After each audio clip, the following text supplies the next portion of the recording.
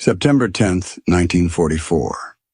Major Brian Urquhart sat in his office at British Airborne Headquarters studying reconnaissance photographs through a magnifying glass.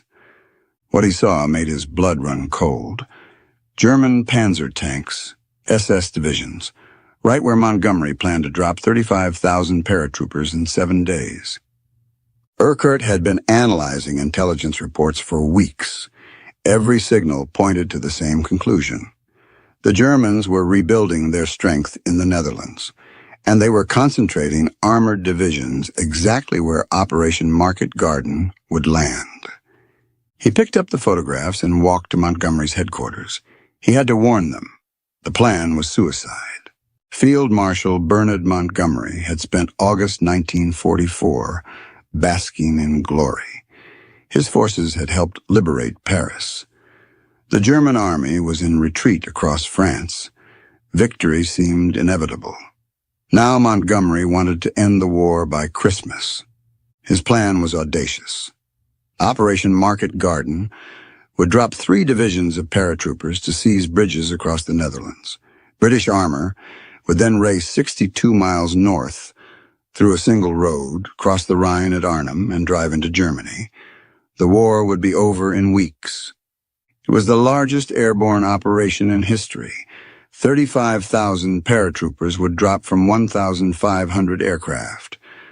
Another 3,000 gliders would deliver artillery and equipment.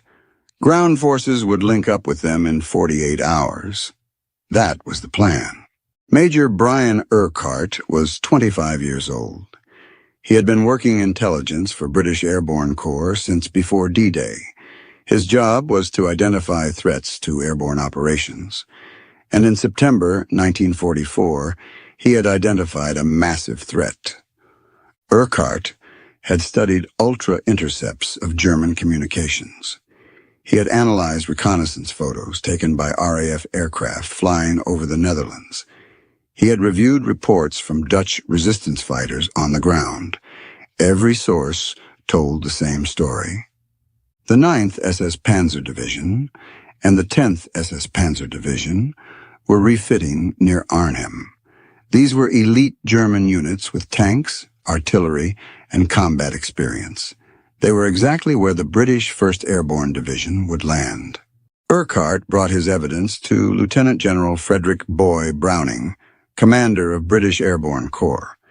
He laid out the reconnaissance photographs on Browning's desk. He pointed to the clear images of German tanks. Browning barely looked at them. "I think you're being too cautious," Browning said. "The Germans are beaten. These are just remnants reorganizing. They won't affect the operation." Urquhart insisted.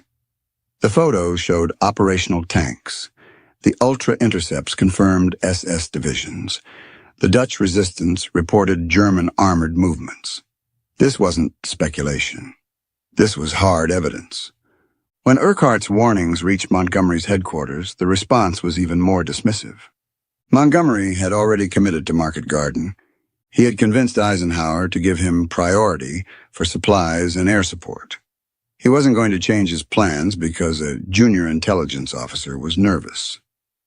Montgomery's staff characterized Urquhart's concerns as overcautious pessimism. They said he was seeing threats that didn't exist. They suggested he lacked the experience to properly assess the situation. One officer said Urquhart was suffering from nervous strain. The assessment was devastating. In military bureaucracy, questioning an officer's mental fitness was career-ending. Browning ordered Urquhart to take a week's leave. He was effectively removed from his position for raising inconvenient facts. Supreme Commander Dwight Eisenhower had serious reservations about Market Garden.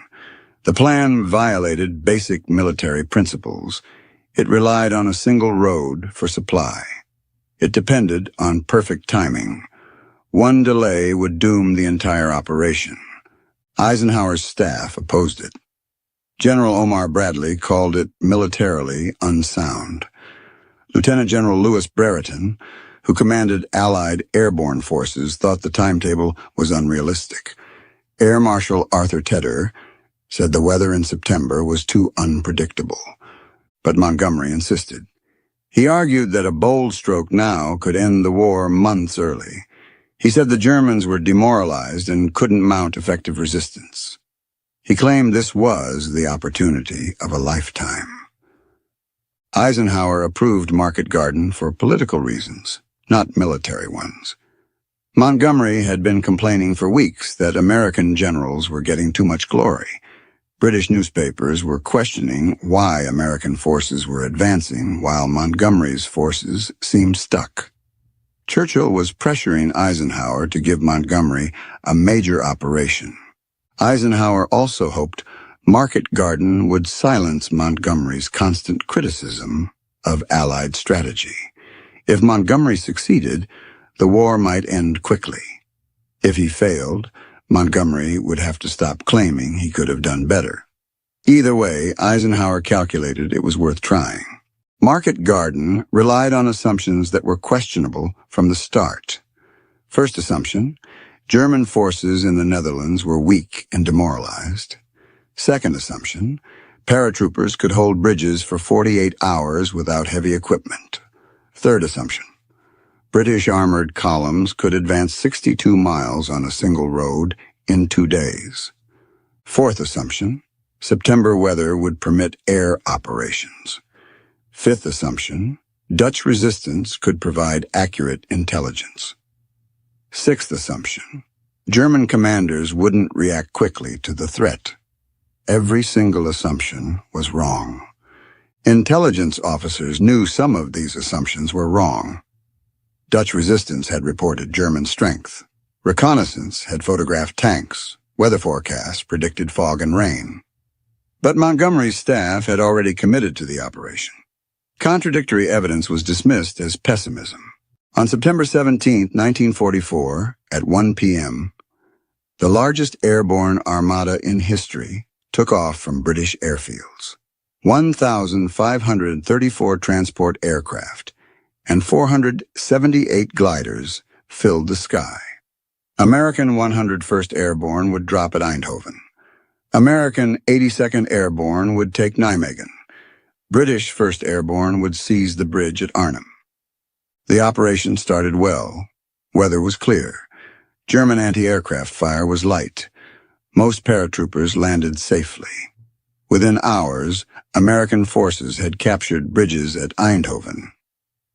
Montgomery's staff celebrated. The plan was working. But at Arnhem, something was wrong.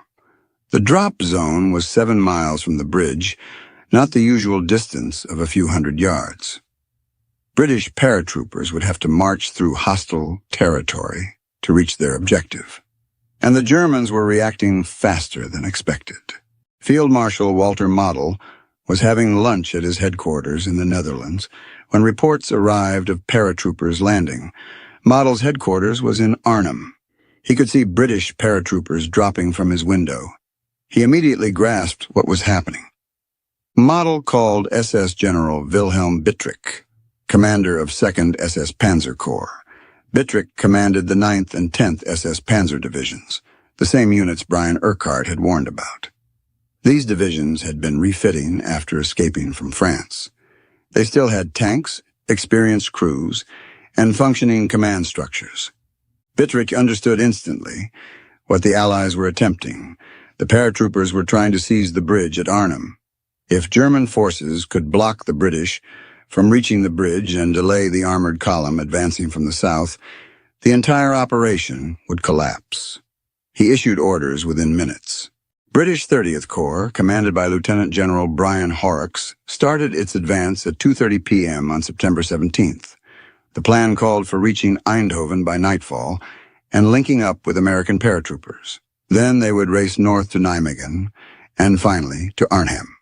They reached Eindhoven the next day, 12 hours behind schedule. The problem was the road. One road, 2 lanes, 62 miles through flat, open terrain with canals on both sides. Any destroyed bridge or disabled vehicle blocked the entire column. And German forces, supposedly beaten and demoralized, kept counterattacking. At Nijmegen, German defenders held the bridge longer than expected. American paratroopers fought for 2 days to secure it. The British armored column sat waiting. At Arnhem, British 1st Airborne Division was fighting for survival. Lieutenant Colonel John Frost led 750 men of the 2nd Parachute Battalion to the bridge at Arnhem. They reached it on the night of September 17th and took positions on the northern end. Their orders were to hold until 30th Corps arrived in 48 hours. The relief force never came. SS Panzer Division surrounded Frost's position. They brought up tanks and artillery. For 3 days, 750 British paratroopers held the bridge against overwhelming force. They ran out of ammunition. They ran out of medical supplies. They fought from burning buildings with wounded men crying for help that wouldn't come. The rest of 1st Airborne Division, 7,000 men, was trapped in a shrinking perimeter west of Arnhem.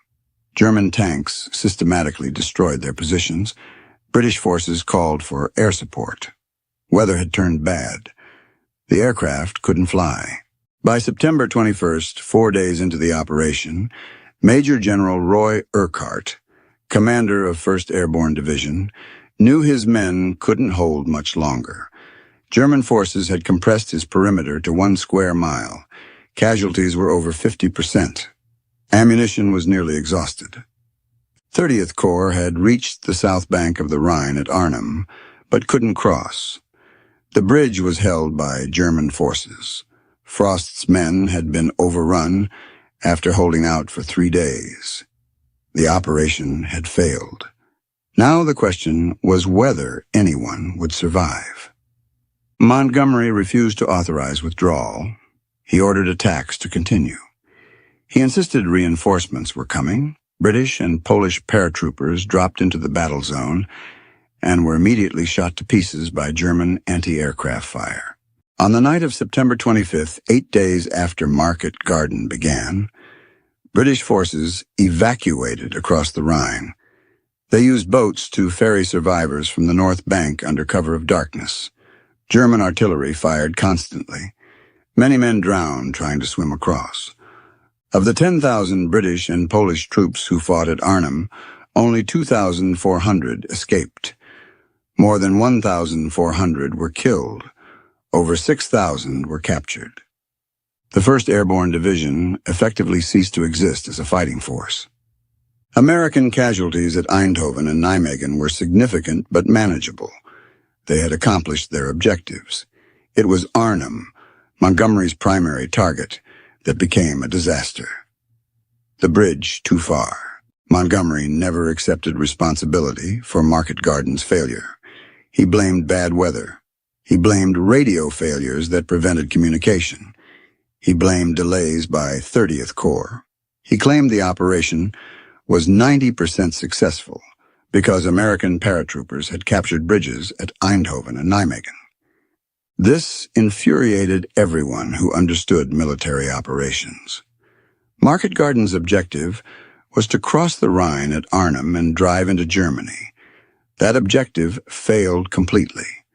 Calling the operation 90% successful because preliminary objectives were achieved was like saying the Titanic's maiden voyage was 90% successful because it left Southampton on time. Market Garden failed because Montgomery violated every principle of sound military planning. He relied on assumptions instead of intelligence. He dismissed warnings that contradicted his vision. He designed a plan with no margin for error. And when reality didn't match his expectations, he blamed everyone except himself. The intelligence was accurate. Brian Urquhart's warnings were correct. The Germans were stronger than Montgomery believed. The plan was more difficult than Montgomery assumed. The timetable was unrealistic. None of this mattered to Montgomery. Montgomery believed his own reputation. After Normandy, he thought he was invincible. He thought the Germans were beaten. He thought bold action would work because he was the one taking it. 8,000 paratroopers paid the price for his arrogance. The disaster at Arnhem should have ended Montgomery's career. He had designed a flawed plan, dismissed accurate intelligence, and refused to accept responsibility when it failed. In any rational military organization, he would have been relieved of command. Instead, Montgomery remained in charge of British forces for the rest of the war. Churchill couldn't fire him without admitting that Britain's most famous general had failed spectacularly. British newspapers couldn't criticize him without undermining public morale. So they pretended Market Garden was a noble failure rather than an avoidable catastrophe. The pattern Montgomery established at Market Garden would repeat itself. Overconfidence, dismissal of warnings, refusal to accept responsibility. 2 months later, he would hold the press conference about the Battle of the Bulge that nearly destroyed the Allied command. The arrogance that got paratroopers killed at Arnhem would keep causing problems until the end of the war. After Market Garden, Eisenhower never gave Montgomery another opportunity for independent command of a major operation. Montgomery would participate in the final drive into Germany, but always under Eisenhower's close supervision. The freedom Montgomery had demanded and received for Market Garden had resulted in disaster. Major Brian Urquhart returned from his forced leave after Market Garden ended. He learned that every warning he had provided was accurate. The 9th and 10th SS Panzer Divisions had been exactly where he said they were. The Germans had reacted exactly as quickly as he predicted they would. The reconnaissance photographs he had shown to Browning and been dismissed as overcautious showed German tanks that killed British paratroopers. The ultra-intercepts he cited were communications from the units that destroyed 1st Airborne Division. The Dutch resistance reports were confirmed by the battle results. Urquhart was never punished for being right. He was never rewarded either. His warnings had been ignored because they contradicted Montgomery's plan. And Montgomery's plan mattered more than evidence. British and Polish paratroopers who fought at Arnhem were some of the finest soldiers in the Allied armies. They fought with extraordinary courage against overwhelming odds. They deserved better than a commander who ignored intelligence and designed a plan with no margin for error.